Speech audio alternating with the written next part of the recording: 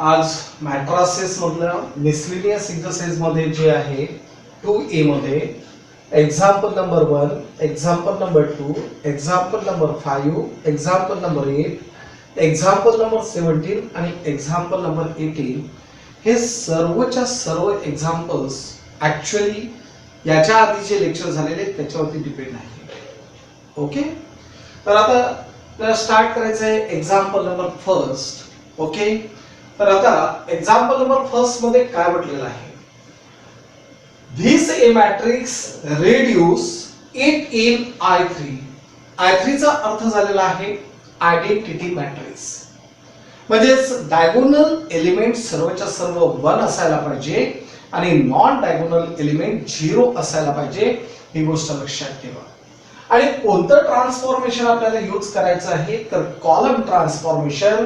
आणि column transformation मध्ये काय असते, 1 नंतर 0 नंतर परत इथे 0 बनवायचं आहे, त्यानंतर इथे आपल्याला 1 बनवायचा असतो, त्यानंतर इथे 0, त्यानंतर इथे 1, त्यानंतर 0, त्यानंतर 0 आणि इथे आपल्याला 0 बनवायचा आहे.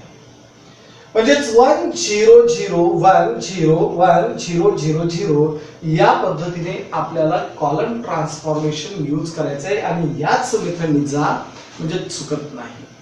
ओके, तर सुरुवातीला पहा की त्याचं जे ट्रान्सफॉर्मेशन आहे, रिक्वायर्ड ट्रान्सफॉर्मेशन आहे ते एक्झिस्ट होतं किंवा नाही ते पहिले चेक करा. ओके, मग त्यासाठी आपण काय करतो आहे लक्षात घ्या. A इज अ मॅट्रिक्स, तुम्हाला A मॅट्रिक्स दिलेला आहे तर पहिले याचा डिटर्मिनंट घेतो, म्हणजेच तो नॉन झिरो असायला पाहिजे. काय असायला पाहिजे, नॉन झिरो. आणि म्हणून आपण इथे काय करतोय, now solution. Determinant of A is equals to determinant of 1 0 0 2 1 0 and 3 3 1 या पद्धतीचा आपण घेतोय. So 1 into 1 minus 0, then minus 0 into that is 2 ones are 2 minus 0 आणि plus 0 into 6 minus 3 and that is 1 which is not equals to 0. यामध्ये काय झालेलं आहे, is not equals to 0. so A is non singular matrix. A हा non singular matrix झालेला आहे आणि हा जर A नॉन सिंग्युलर मॅट्रिक्स आहे तर याचा अर्थ required transformation is possible. So required transformation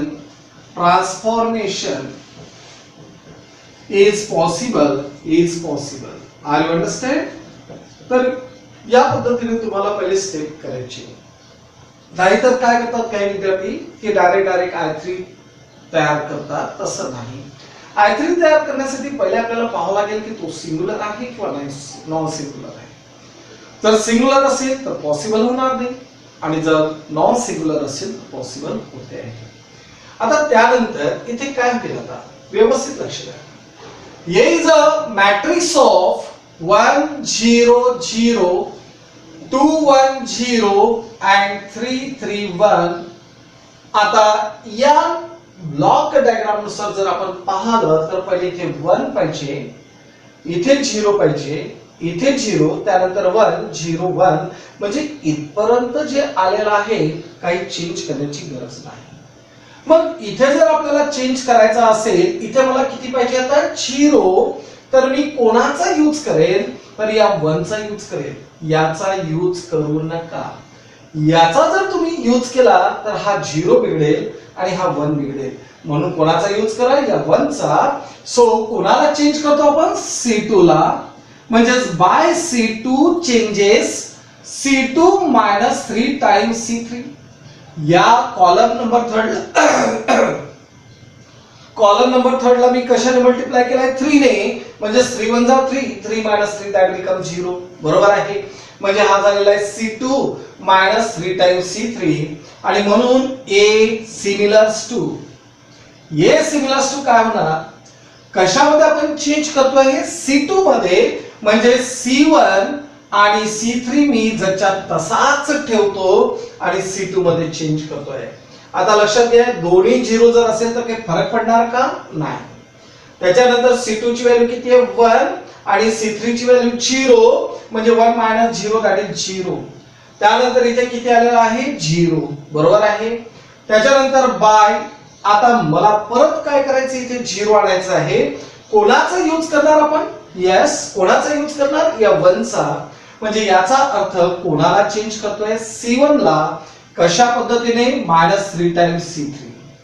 and therefore A similar to काय झालेला आहे, C1 is 1, C3 that is 0. म्हणजे यावरती कुठलाही फरक पडत नाही, यावरती सुद्धा फरक पडत नाही. आणि इथे किती झालेला आहे 3 आणि -3 into 1 that is 3, that become 0 0 1 0 and 0 0 1. या पद्धतीने झालेला आहे हा चेंज. परत यामध्ये आपल्याला इथे 0 बनवायचा आहे, तर कोणाचा यूज करा, तर या 1 चा यूज करा. म्हणजेच कोणाला चेंज करतोय आपण, C1 ला. कशा पद्धतीने, या C2 ला कितीने मल्टिप्लाय करू, 2 ने. सो 2 टाइम्स C2 झालेला आहे. C1 - 2 टाइम्स C2 म्हणजेच A सिमिलर्स टू काय होणार, that is C1 is 1 -0 that is 1 0 0. C1 is 2 2 - 2 that becomes 0 1 0. आणि त्यानंतर इकडे 0 0 1 and this is I3 and therefore A is equals to I3. A हा काय झालेला आहे, I3 झालेला आहे. म्हणजे identity matrix in terms of 3/3 म्हणजेच ऑर्डर 3 आहे. आणि तेच आपल्याला फाइंड आउट करायचं होतं. म्हणजे कॉलम ट्रान्सफॉर्मेशन यूज करत असताना ही ब्लॉक डायग्राम लक्षात ठेवा आणि त्यानुसार त्याचे नंबर्स बनवत जा. म्हणजे ऑटोमॅटिकली आपल्याला आन्सर सापडते. अदरवाइज तिच्या तिथेच आपण घुमत राहतो. सेकंड नंबर प्रॉब्लेम मध्ये तुम्हाला काय दिलेलं आहे, A is a matrix, then reduce it to I3 by using row transformation. Row transformation विचारस तुम्हाला माहिती आहे. 1 नंतर इथे बनवताय 0, त्यानंतर इथे परत बनवताय 0, त्यानंतर इथे 1, त्यानंतर इथे 0, त्यानंतर 1 0 0 आणि त्यानंतर इथे बनवत आहे 0. तर या पद्धतीने आपण ब्लॉक डायग्राम केलेली आहे रो ट्रान्सफॉर्मेशन साठी. आता इथे काय केले, तर पहिले तर आपल्याला चेक करावं लागेल की ते ट्रान्सफॉर्मेशन करण्यासाठी पॉसिबल होते किंवा नाही, ते चेक करावं लागेल. मग त्यासाठी डिटर्मिनंट काढणं आवश्यक आहे. तर इथे काय म्हणता येईल, A is a matrix of, so solution mod of A, determinant of A is equals to determinant of 2 1 3 1 0 1 and 1 1 1. हा झालेला आहे determinant. So 2 into 0 minus 1, middle term -1 into 1 minus 1 plus 3 into 1 minus 0. म्हणजेच यामध्ये -2, 1 minus 1 that becomes 0, so -0 and plus 3 that is 1, which is not equals to 0. So A is non-singular matrix. A हा non-singular matrix झालेला आहे. आणि हे जर non-singular matrix असेल तर याचा अर्थ required transformation is possible. Required transformation is possible. Required transformation हे possible आहे असं आपण म्हणू शकतो.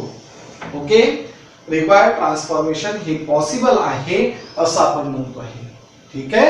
आता एवढं झाल्यानंतर काय होत आहे, A is a matrix of 2 1 3 1 0 1 1 1 1. या पद्धतीचा आपण मॅट्रिक्स घेतलेला आहे.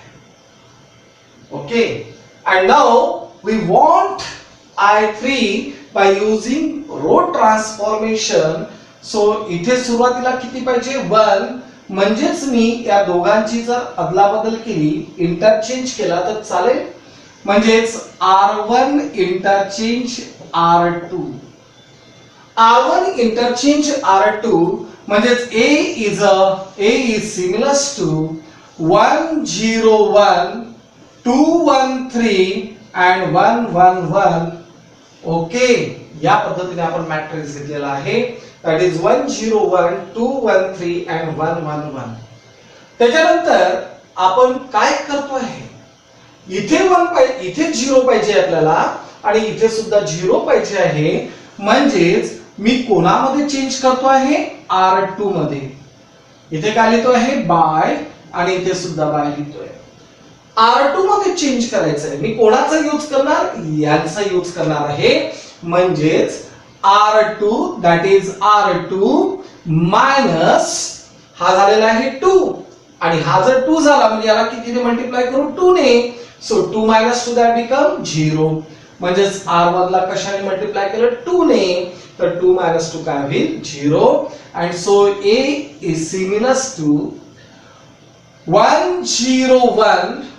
R2 ला चेंज करतो आहे. 2 minus 2 that become 0. 1 minus 0 that is 1 and 3 minus 2 that is 1. बरोबर आहे. त्यानंतर 1 1 1 ब्रॅकेट कंप्लीट. आता यानंतर मला परत इथे 1 पाहिजे 0 पाहिजे आहे. बरोबर. 0 जर पाहिजे असेल तर मी या 1 चा यूज करतो आहे. म्हणजेच बाय कोणामध्ये चेंज केलेला आहे R3 मध्ये. R3 minus R1 म्हणजेच A सिमिलर्स टू काय झालेला आहे 1 0 1 0 1 1. आता 1 minus 1 झालेला आहे 0. 1 minus 0 that is 1 and 1 minus 1 that becomes 0. Is it clear? Okay. या पद्धतीने आपण करतो आहे. आता यानंतर मला इथे किती पाहिजे मला इथे पाहिजे आहे 0. ऑलरेडी इथे 1 आहे. मग त्यानंतर इथे मला 0 पाहिजे. म्हणजेच मी या दोघांची सबट्रॅक्शन करणार. कोणामध्ये चेंज करतो आहे R3 मध्ये. म्हणजे R3 minus R2. R3 आणि R2 ची सबट्रॅक्शन करतो. So A is a matrix of 1 0 1. त्यानंतर कशामध्ये चेंज करतो आहे R3 मध्ये. म्हणजे 0 1 1. त्यानंतर 0 minus 0 that is 0. 1 minus 1 that is 0 and 0 minus 1 that is minus 1. 0 minus 1 that is minus 1. आता इथे आपल्याला प्लस 1 पाहिजे आहे आणि या स्टेपला लक्षात ठेवायचं आहे की यानेच याला डिव्हाइड करून टाकायचं आहे. म्हणजे -1 ला मी -1 ने डिव्हाइड करतोय. कोणाला चेंज करणार R3 ला. काय बनवतो आहे मायनस. म्हणजे -R3 झालेला आहे. So A similars to 1 0 1. त्यानंतर 0 1 1 आणि त्यानंतर 0 0 1. या पद्धतीने आपण लिहितोय. ओके. त्याच्यानंतर इथे 1 1 च्या जागेवरती 0 आणि परत इथे 1 च्या जागेवरती 0. म्हणजेच कोणाला चेंज करायचं आहे R2 दॅट इज सेकंड नंबरची रो. म्हणजे R2 मायनस हा झाला R3. R2 minus R3. So A similars to काय होईल 1 0 1. त्यानंतर R2 किती आहे 0 minus 0 that is 0. त्यानंतर 1 minus 0 that is 1 and 1 minus 1 that becomes 0 0 0 1. ठीक आहे. त्याच्यानंतर हा परत इथे 0 बनवायचा आहे. म्हणजेच बाय R1 minus R1 ला चेंज करतो आहे R1 minus R3 मध्ये. त्यावेळेस 1 minus 1 किती बनणार 0. म्हणजे A सिमिलर्स टू काय होणार that is 1 minus 0 that is 1. 0 minus 0 that is 0. त्यानंतर 1 minus 1 that becomes 0. त्यानंतर 0 1 0 and 0 0 1 and this is the answer. हे झालेलं आहे आपलं आन्सर. ओके. तर या पद्धतीने आपल्याला हे प्रॉब्लेम सॉल्व्ह करायचा आहे. एक प्रॉब्लेम आपण रो ट्रान्सफॉर्मेशन ने पाहिलेला आहे. एक कॉलम ट्रान्सफॉर्मेशन ने. कॉलमच्या वेळेस ब्लॉक डायग्राम कोणती असते रोच्या वेळेस कोणती असते ह्या दोन्ही गोष्टी तुम्हाला सांगितलेल्या आहेत. कॅल्क्युलेशन व्यवस्थित करता यायला पाहिजे. ओके. त्यानंतर next problem example number 5 from the miscellaneous exercise and very simple.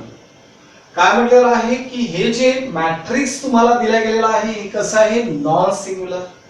म्हणजे याचा अर्थ A इनव्हर्स एक्झिस्ट होतो. बरोबर आहे. तर आपल्याला एलिमेंटरी रो ट्रान्सफॉर्मेशन यूज करून A इनव्हर्स फाइंड आउट करायचा आहे. एलिमेंटरी रो ट्रान्सफॉर्मेशन यूज करून then find the inverse of. तर याचा इनव्हर्स सुद्धा आपल्याला काढायचा आहे. मग यासाठी आपण काय करतोय A is a matrix of x 0 0 0y0 and 0, 0, 0 is a non-singular matrix, is a non-singular matrix असं तुम्हाला दिलेलं आहे. दिस इज गिवन. आता असं जर दिलेलं आहे तर याचा अर्थ A inverse is exist. A inverse हा एक्झिस्ट होतो असं आपण म्हणतो आहे. A inverse is exist. बरोबर आहे. आता A इनव्हर्स जर एक्झिस्ट होत असेल तर आपण प्रोसिजरला लागून जाऊ. आता कोणतं ट्रान्सफॉर्मेशन यूज करायचं आहे? रो. आणि त्यासाठी तुम्हाला शिकवलेलं आहे A into A inverse is equal to I. हे यूज करा. कशासाठी? रो ट्रान्सफॉर्मेशन साठी. आणि कॉलम ट्रान्सफॉर्मेशन साठी काय असतो? A inverse into A is equal to I. हे कशासाठी असते? कॉलम साठी. ही गोष्ट लक्षात घ्या. मग यामध्ये जर आपल्याला रो ट्रान्सफॉर्मेशन यूज करायचं आहे तर A into A inverse is equal to I consider करा. Consider A into A inverse is equal to I. आता A मॅट्रिक्स काय आहे ते पाहून घ्या. That is x0 0 0y0 and 0 0 0 into A inverse is equals to identity matrix, that is 1 0 0 0 1 0 and 0 0 1. हा झालेला आहे आयडेंटिटी मॅट्रिक्स.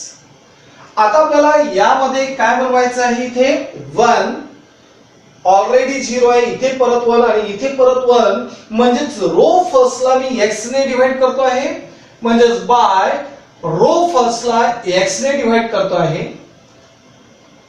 दुसरी प्रोसिजर त्याच वेळेस करतो आहे अँड सेकंड कॉमा देतो आहे. Comma 1 by y into r2. या r2 ला इथे जर 1 बनवायचं असेल तर y नेच डिवाइड करावं लागेल आणि इथे जर 1 बनवायचं असेल तर 1 by z into r3 करावं लागेल. We get. पहा मी काय केलेलं आहे, एकाच वेळेस लिहिलेलं आहे. स्टेप बाय स्टेप लिहिण्याची काही गरज नाही आहे कारण यामध्ये बाकी 0 आहे. सरळ सरळ मी x ने डिवाइड केलं, याला y ने आणि याला z ने डिवाइड केलं तर आपल्याला आन्सर भेटतंय.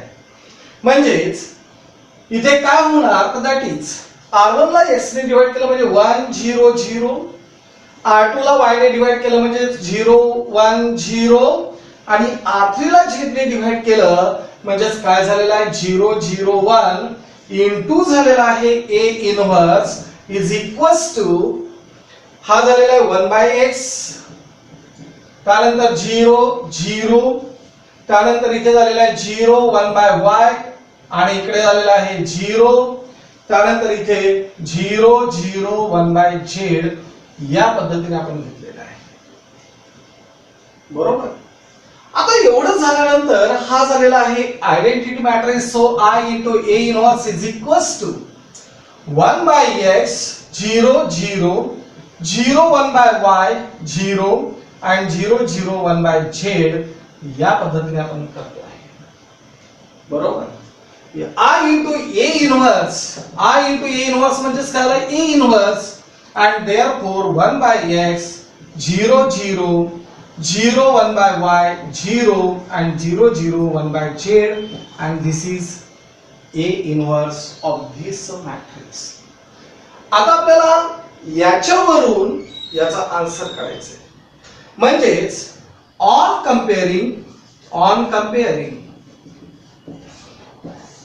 1 by x 0 0, त्यानंतर यामध्ये सॉरी याला आपण याच्या सोबत कंपेअर करतोय that is x 0 0 0 y 0 and 0 0 z सोबत आपण कंपेअर करतो आहे.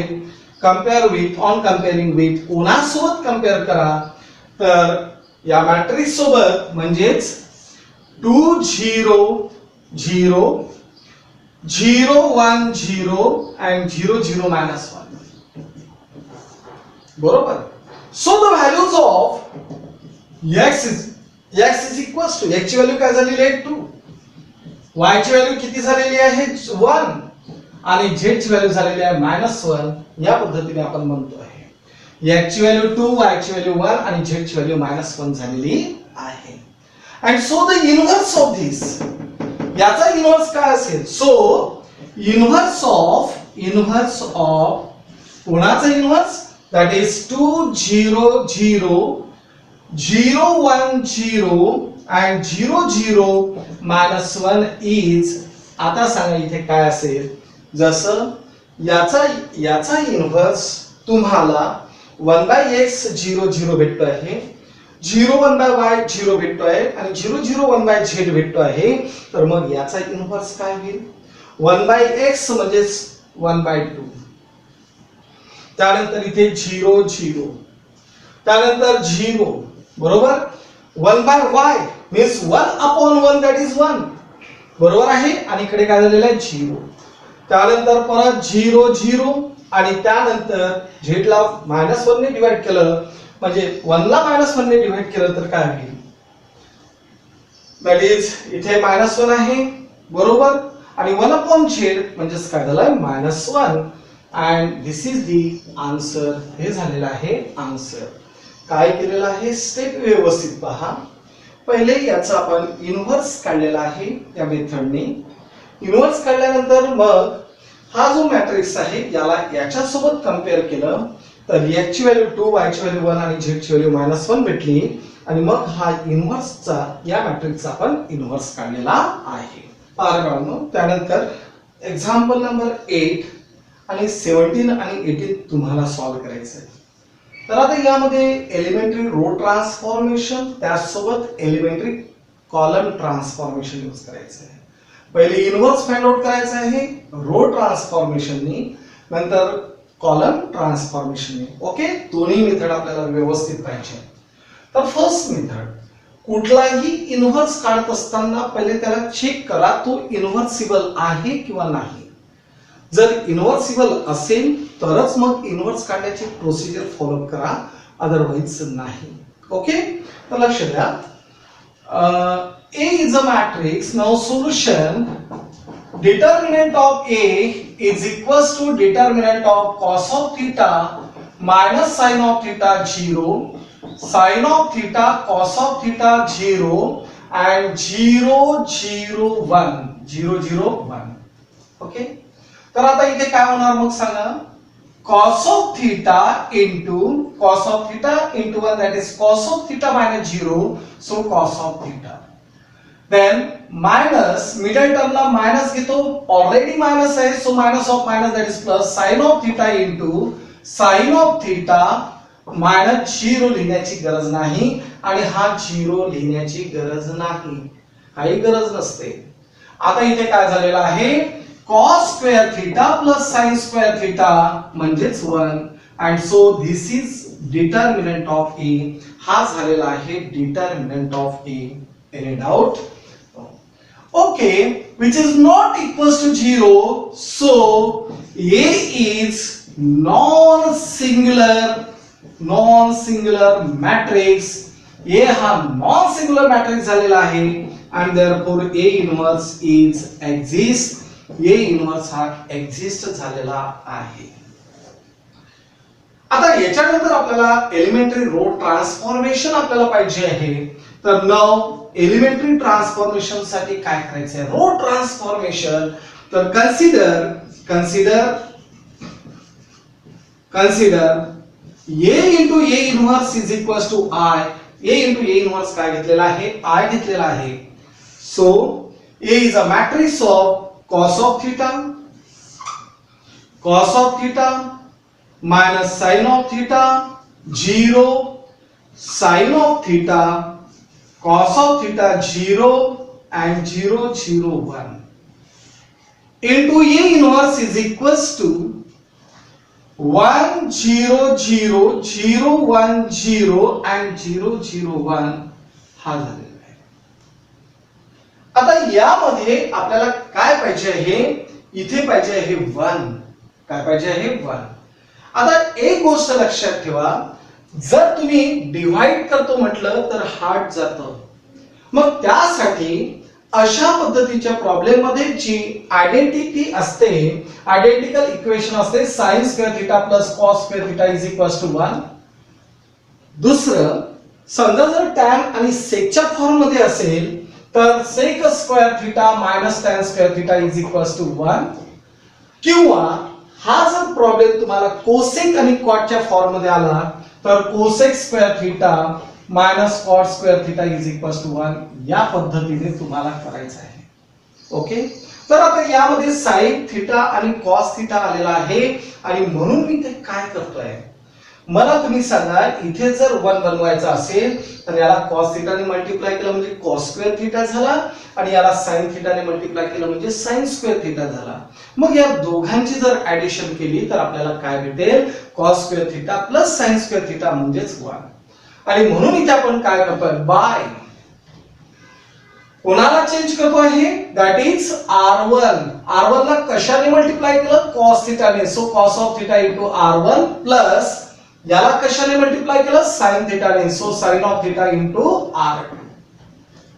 कॉस ऑफ थिटाला r1 ला कॉस ऑफ थिटाने आणि r2 ला साइन ऑफ थिटाने मल्टिप्लाय करतो आहे म्हणजेच यामध्ये काय होईल, लक्षात घ्या, cos of theta into cos of theta म्हणजे कॉस स्क्वेअर थिटा बरोबर, प्लस काय झालेला आहे, sine of theta into sine of theta म्हणजेच काय झालं, प्लस साइन स्क्वेअर थिटा झालेला आहे.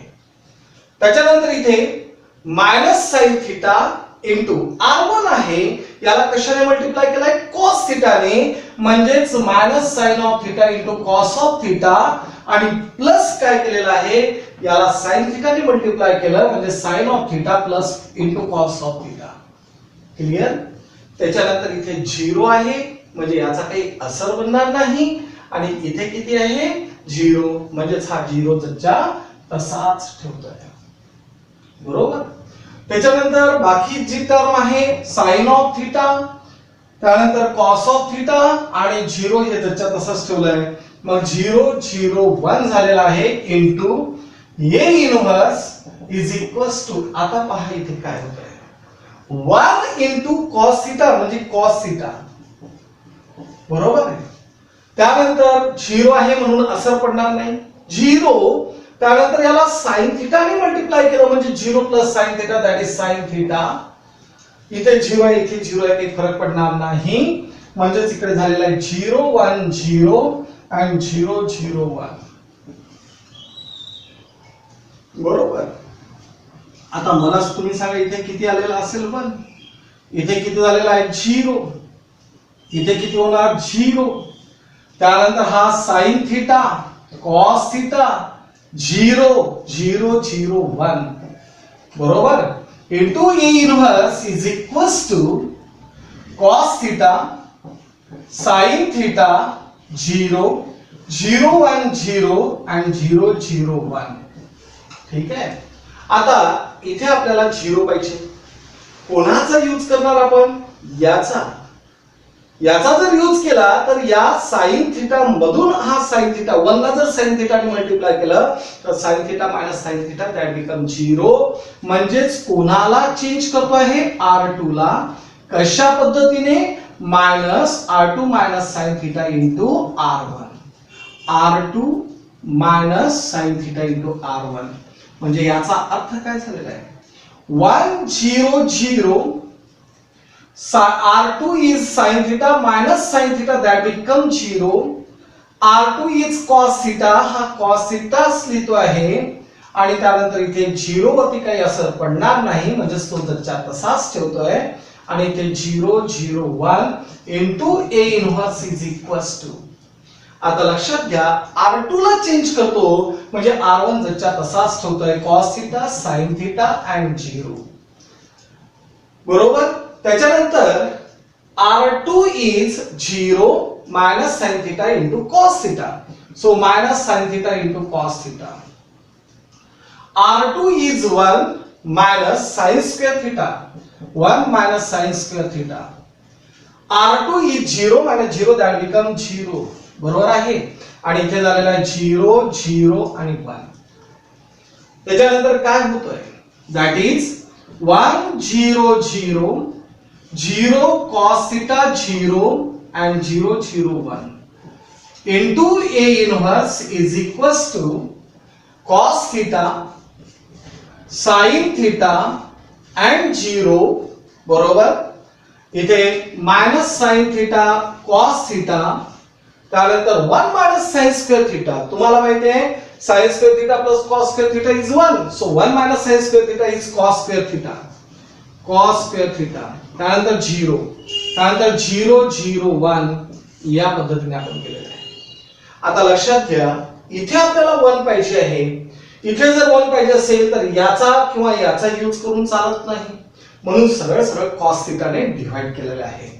कोणाला चेंज करतो मी R2 ला, बाय चेंजेस R2 ला कशाने डिवाइड केलंय कॉस थिटाने, so 1 upon cos theta into R2, 1 upon cos theta into R2. Okay, मग आता इथे सांगा काय होईल, दॅट इज 1 0 0 R2 ला कॉस थिटाने डिवाइड करा म्हणजे 0 1 0 and 0 0 1 इनटू ए इन्व्हर्स झालेला आहे, that is equals to cos theta sin theta 0, cos theta sin theta 0 minus sin theta cos theta divided by cos theta म्हणजेच काय झालं minus sin theta, cos square theta divided by cos theta म्हणजेच झालेला आहे cos theta 0 आणि 0 0 1. बरोबर आहे, हा झालेला आहे identity matrix. So identity matrix म्हणजे I into A inverse is equals to ही टर्म झालेली आहे ती इथे तुम्हाला लिहिता येईल. मग I इंटू ए इन्व्हर्स म्हणजे शेवटी काय झालेलं आहे A inverse is equals to आपल्याला ही term and this is the answer. हे झालेलं आहे रो ट्रान्सफॉर्मेशन. आता यानंतर आपण घेतो आहे कॉलम ट्रान्सफॉर्मेशन. तेच प्रॉब्लेम आता आपल्याला काय करायचं आहे कॉलम ट्रान्सफॉर्मेशन यूज करून सॉल्व्ह करायचं आहे. मग कॉलम ट्रान्सफॉर्मेशन साठी ब्लॉक डायग्राम काय असतो 1 त्यानंतर 0 त्यानंतर 0 त्यानंतर इथे 1 त्यानंतर इकडे 0 1 0 and 0 and 0 या पद्धतीने आपण घेत असतो. बरोबर आहे. तर आता इथे काय करता येईल आपल्याला inverse into cos of theta minus sine of theta वगैरे आहे. तुम्हाला सांगितलेलं होतं की ज्यावेळेस साइन थीटा आणि कॉस थीटा असतो त्यावेळेस काय करा sine square theta plus cos square थीटाची आयडेंटिटी यूज करून 1 बनवायचा असतो.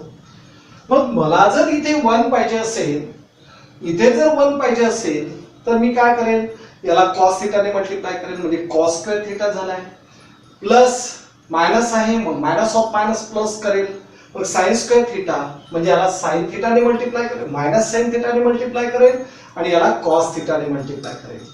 त्यावेळेस त्या दोघांची जर ऍडिशन केली तर आपल्याला 1 भेटेल. आणि म्हणून C1 changes by C1 changes C1 ला कशाने मल्टिप्लाय केलं कॉस थीटाने minus sine theta into C2 म्हणजे C1 ला कॉस थीटाने मल्टिप्लाय केलं cos square theta minus of minus plus sine theta into sine theta म्हणजे साइन स्क्वेअर थीटा. बरोबर आहे. म्हणजेच या दोघांची जर सबट्रॅक्शन केली तर ऑटोमॅटिकली आपल्याला इथे 1 भेटेल. And so A inverse into cos theta into cos theta म्हणजे cos square theta minus into minus म्हणजे plus sine theta into sine theta म्हणजे sine square theta cos theta into sine theta म्हणजे sine theta cos theta minus sine theta into cos theta. त्यानंतर इथे 0 हा झालेला आहे 0 minus sine theta cos theta and 0 त्यानंतर 0 0 1 okay is equals two column number first मध्ये change करायचा आहे कॉस थीटा इंटू C1 म्हणजे कॉस थीटा आणि हा 0 म्हणजे cos theta cos theta into 0 म्हणजे कॉस थीटा आणि मायनस साइन थीटा म्हणजे इथे मायनस साइन थीटा. बरोबर आहे. आणि त्यानंतर हा 0 त्यानंतर 0 1 0 अँड 0 0 1 या पद्धतीने आलेला आहे.